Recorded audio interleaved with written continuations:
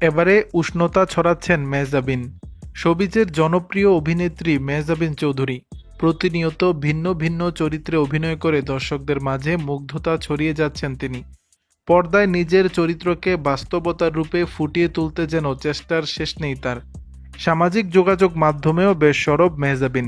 প্রায় সময়ই সুন্দর মুহূর্তের ছবি কিংবা ভিডিও শেয়ার করে উষ্ণতা ছড়ান ভক্তদের মাঝে। এবার তার ব্যতিক্রম হলো না। বর্তমানে নিউ ইয়র্কের বাফেলোতে রয়েছেন মেহজাবিন।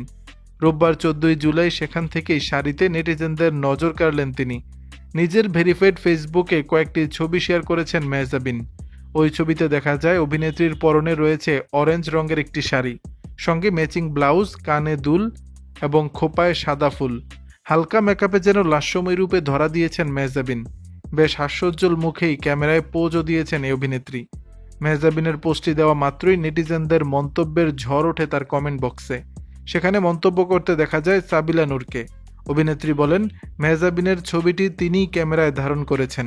দর্শক, বিষয়টি নিয়ে আপনাদের মতামত জানাবেন নিচের কমেন্ট বক্সে।